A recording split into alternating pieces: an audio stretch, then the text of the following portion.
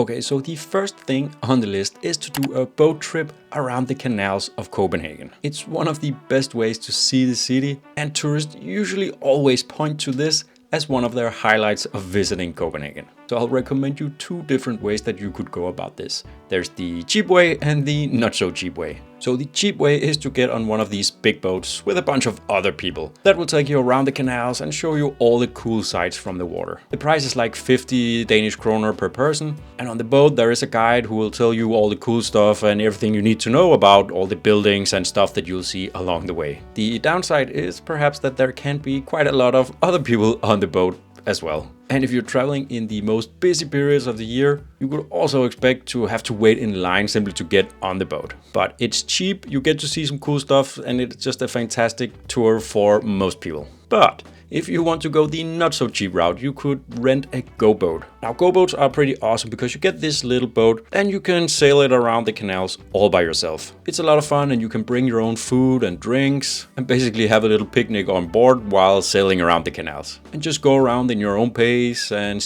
go see the things that you want to see. The downside is the price. I think it starts at like 600 Danish kroner for an hour. But if you want to have a unique experience, or perhaps if you are traveling as a larger group, it's absolutely worth it. And by the way, my name is Adam and I make videos about traveling and living here in Denmark. So make sure to subscribe if that is interesting to you. Oh, and these 31 things are really in no particular order. They're just things that I really like and that I think that most tourists would enjoy when visiting Copenhagen.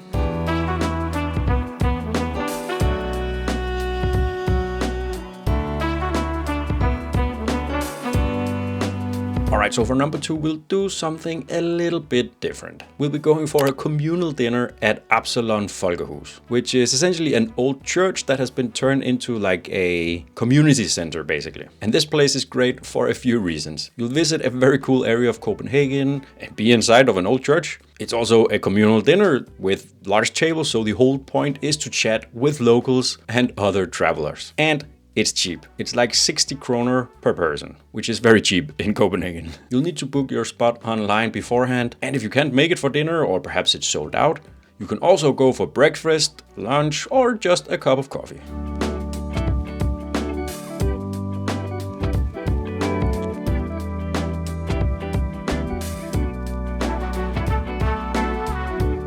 Next is to just rent a bike and ride around the city. No real plan. Just chill, stop for a coffee, stop by the canals and so on. Copenhagen is really a bicycle city, and don't let the angry locals who say, "Oh, tourists should never rent a bicycle here because it might be a minor inconvenience for me," talk you out of it. Of course, if you don't know how to ride a bicycle, it's probably not the best place to learn. And in that case, I would avoid it. And no matter what, you should go online and read up on all the rules and the laws and just how to ride a bicycle around here in Copenhagen. So you'll learn all the hand signals and just all the important things to keep you safe and everyone else safe too. But if you do that, it's a fantastic means of both transportation and to enjoy the city from perhaps its best side.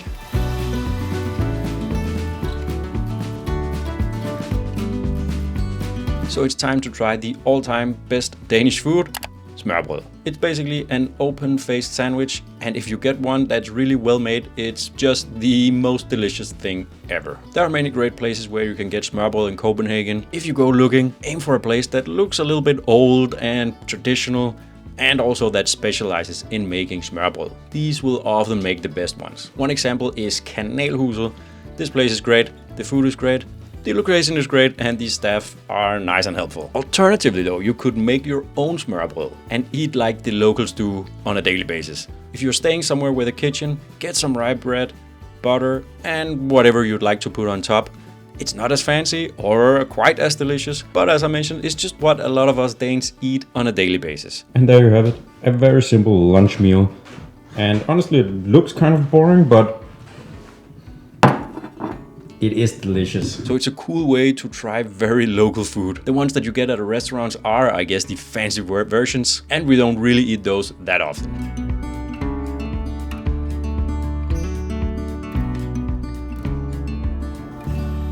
This next one is a little bit different and probably won't appeal to everyone.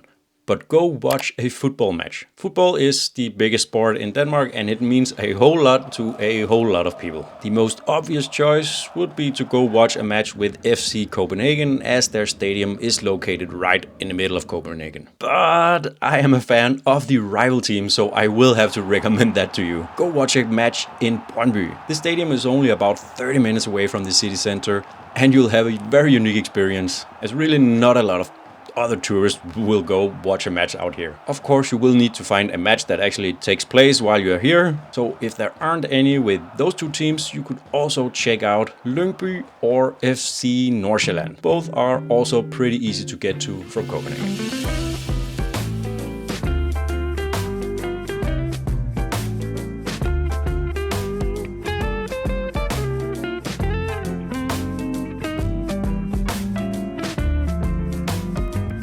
Canals in Copenhagen are fantastic, and in many places you can actually go swimming in the canals. So if you are here and the weather is nice, definitely go for it. Or just go hang out by the canals. It's really a vibe in the summertime. But you can only swim at the designated swim locations, so Google that beforehand just so you don't swim somewhere where it's illegal. Oh, and if you are going and the weather is not so hot, you could still go for a swim. Winter swimming is actually a very popular activity here in Denmark.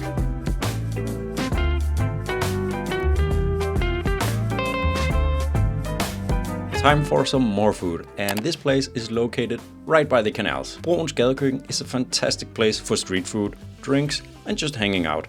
It's also just very conveniently located. Expect to pay around 100 to 150 Danish kroner for a meal here. In the wintertime, they open up an ice skating ring here instead. So whether you're going in winter or summer or anywhere in between, this is a really great place to visit.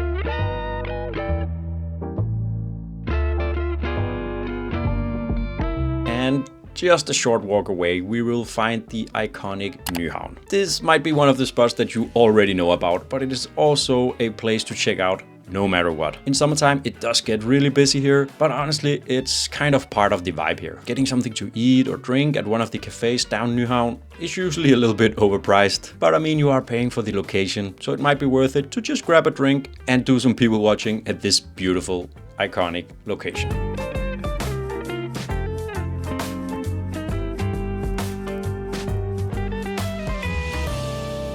Next, we'll head to my favorite park in all of Copenhagen. Frederikburg Have, or Frederikburg Garden, is located in the area of Frederiksberg. And it's just a huge, lovely park with a canal, lake, lots of interesting nooks and cool buildings. And on top of the hill overlooking the park, you'll find the Frederikberg Castle. This is home to the officers' school in the Danish army, so you can't go in here, but it does look pretty good from the outside. So the Copenhagen Zoo is actually located just around the corner here. And a neat little thing, in this park you can actually get a completely free view of the elephants in the zoo. So let's go check that out.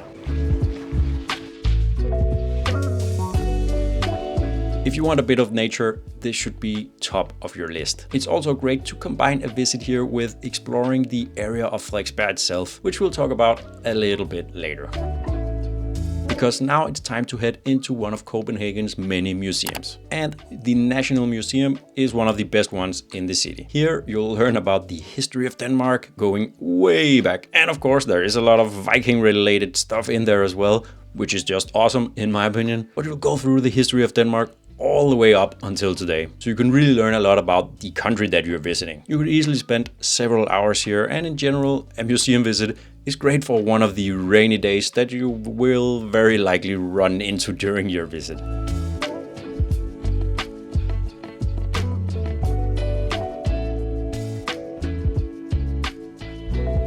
Copenhagen is actually a very, very walkable city. And I mean, if you bring your walking shoes, you could quite easily spend your whole time in Copenhagen without ever really using any sort of transportation. Although driving a bicycle or using the great public transportation are great options as well, and it will give your legs a little bit of rest. But in particular in the city center, just walk around, kind of similar as with the bicycle. Just get a little bit lost, walk down the cool looking side streets, find some awesome shops and cafes, and just get the vibe of the city. And also Copenhagen is just a great and very safe city to just walk around and get lost in.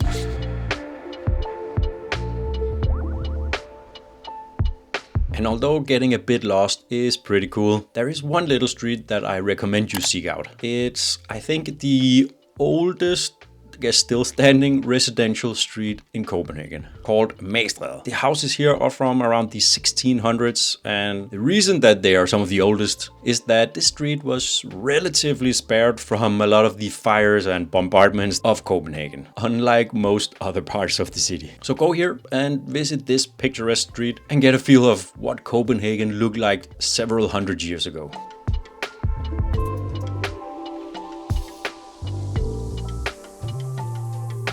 Speaking of beautiful buildings, Copenhagen is pretty well known for its architecture. So explore it, old and new. For the old architecture, simply walk around the city center, and seeing many of the places on this list, you will get to explore a lot of it. For modern architecture, there are quite a lot of buildings scattered all around the city. And now I'm probably not the biggest fan of a lot of this, but I know quite a lot of people actually go to Copenhagen for this specific reason. And if you really like this modern architecture, you could try and visit some of the more newly built areas in Copenhagen, like Hound, Ørsted, and visit places like TallHel.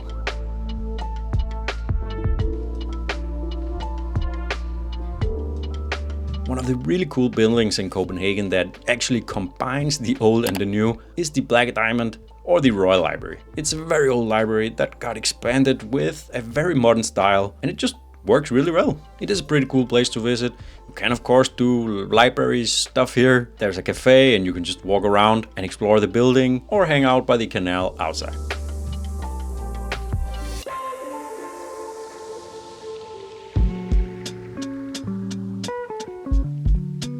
Okay, let's explore a different part of the city of Copenhagen. All right, welcome to Nørrebro. This is a very young, vibrant area. And I actually have my office right around the corner here because it is such a cool area. And well, I'll be honest, also because it's probably one of the cheaper areas here in Copenhagen, especially for renting out an office.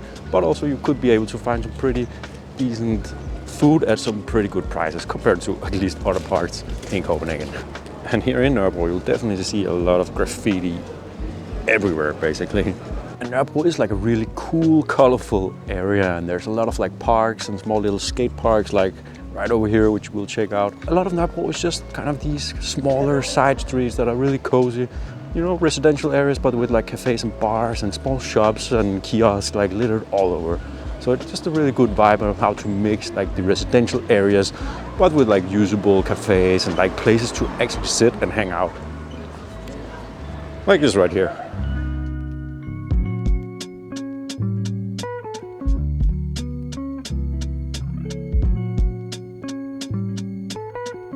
Tuli is the second oldest still running amusement park in the world. And it's also just one of the most popular attractions in all of Copenhagen. And personally, I just love Tuli. I've been coming here pretty much every year since I was a kid. It's kind of a family tradition, I guess. From trying the rides, eating good food, or just strolling around and enjoying the park and the beautiful lights, Tuli is just pretty great. The only real downside is the price. It's just mega expensive. You'll have to pay for the entrance, a ride pass, if you want to try the rides, as paying for single tickets for the rides is almost as expensive as buying the ride pass. And then you will need to buy all the food and drinks and snacks inside of Tuli, which are also really quite expensive. So if you are visiting as a family, you could easily expect to spend hundreds of dollars. But it's just one of those things that's still probably worth it.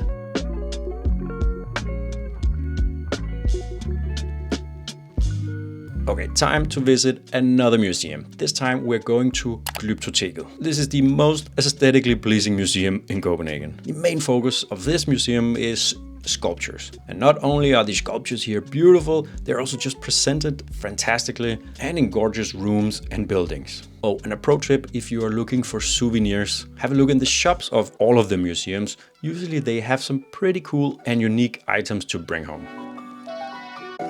Okay, if you're staying in Copenhagen for maybe 5 days or longer, you could probably consider doing a day trip outside of Copenhagen. There are so many options to choose from, and there are just a lot of cool things to do within quite a short distance of the city. But I will recommend visiting the island of Mlinn. This is one of the most beautiful areas in Denmark and home to Mlins Klint, which is a very unique spot here. To get here, you will probably need to rent a car though, or do like an arranged tour. But I will be making a full video about the island of Mlinn, how to get there, how to get around, what to do, all the cool things to see. So hit the subscribe button if you want to see that.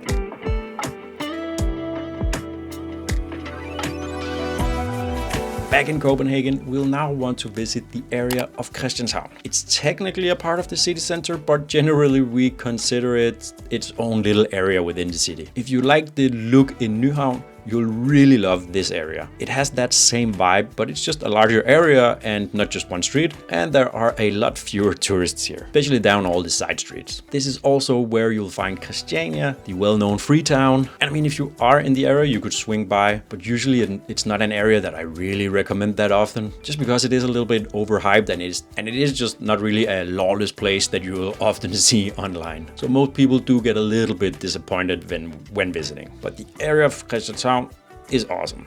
And one place that you should visit in the area of Christianshavn is the church Vor Frelsers Kirke. In another video I made, I ranked a lot of the popular attractions in Copenhagen, and this place is at the top of my list. The church has a pretty tall and gorgeous spire, and you're actually able to go up there. So you'll be climbing inside the church first until you reach, I guess, the bottom of the spire. And from here, you'll be walking on the outside of the spire on this little path that just gets narrower and narrower towards the top. But from here, you will have one of the best views overlooking the city of Copenhagen. I can't recommend this place enough.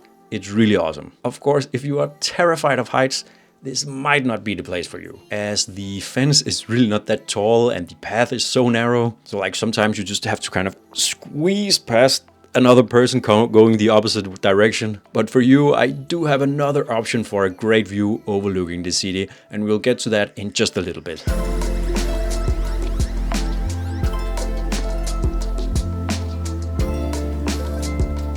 But remember how we visited the Frederikburg Gardens a little bit earlier? Now it's time to explore the rest of the area of Frederikberg. And Frederikberg is actually its own municipality within the city of Copenhagen. And this is also where I have lived for the past, I guess, 7 or 8 years. So I may be a little bit biased in saying that this is the best area of Copenhagen. But the whole area is just really beautiful, and not a lot of tourists actually come out here. The streets are gorgeous, there are loads of great restaurants, a lot of unique shops and boutiques. So don't miss out on this unique part of Copenhagen.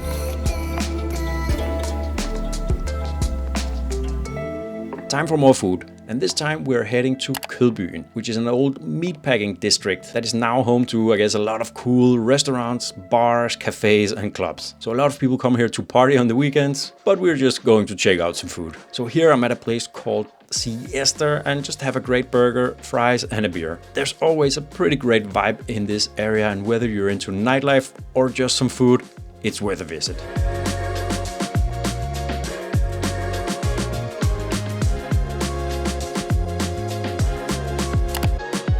The Little Mermaid is probably another one of those places that you have heard about before coming to Copenhagen. And I mean, it's just a little statue, and for a lot of people it might be a little bit underwhelming seeing it. But I still think that it's one of the best things to do here in Copenhagen, as most people already know about it, so it's just pretty fun to see. But also because pretty much right next to it you'll find some other cool places that you could easily visit and combine with a visit to the Little Mermaid.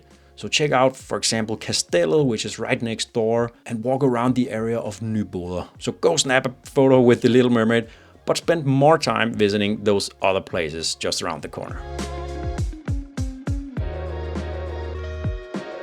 Okay, this is the second option for a great view overlooking the city of Copenhagen, the Round Tower. This place is a lot more well known, and it is located right in the middle of the city center, but you get a very nice view of the city from up here. Although you're not going to be up as high as in the church we saw, but at the same time it's not as scary at all if you're a little bit afraid of heights. There are really large fences and you can't really get close to the edge of the tower at all. The price is also very reasonable at just 40 kroner per person to get up here. And I mean, it could even be worth visiting both of those places, as the Round Tower is just a very unique and beautiful building.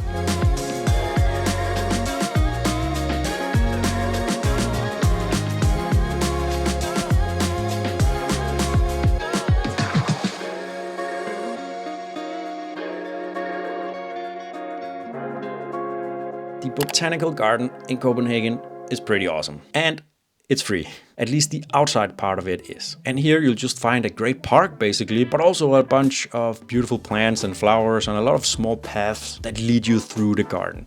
It's even a cool place where people just come to hang out. There is also a part of the Botanical Garden where you have to pay to enter. It's this building right here, called the Palm House. Inside you'll find a lot of tropical plants that obviously can't survive outside here in Denmark. And it's actually really nice to just walk around in here. There's also this cool walkway where you'll be walking around the top of the trees and palms. If you're into parks, plants or butterflies, you should visit this place.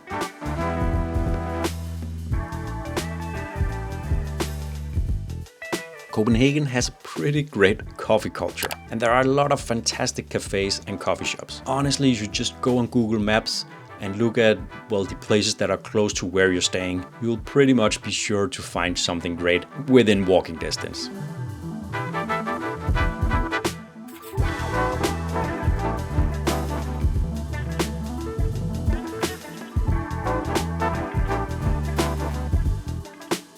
So I managed to get myself a cup of coffee here at this place called TallHel, just around the corner here. It's just a small little coffee place, and it is actually really good. But I guess the problem is it was 45 Danish kroner, so that's like $6 to $7. And like, I mean, in most of the coffee places, that is just the price for coffee here in Copenhagen. It is just really expensive.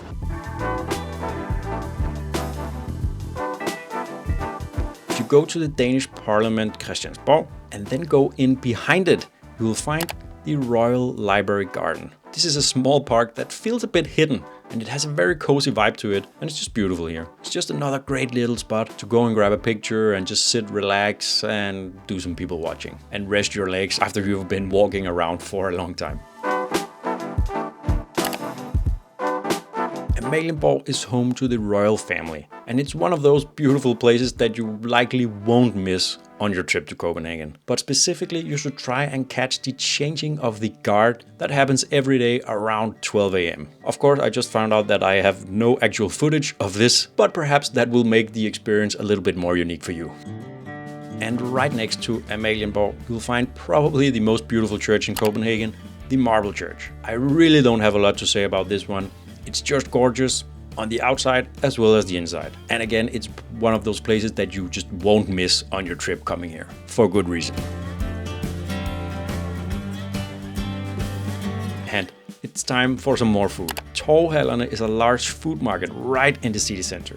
Here you can buy both groceries as well as just ready-to-eat meals, I guess. So there's always a decent mix of locals and tourists, and a lot of people just come here to relax and have a drink or a small meal or a snack. Now TallHel does focus more on using like high quality ingredients and foods, so do expect to pay a premium for that. But even if you are on a budget trip, you should swing by and just have a walk around and enjoy this place and the vibe.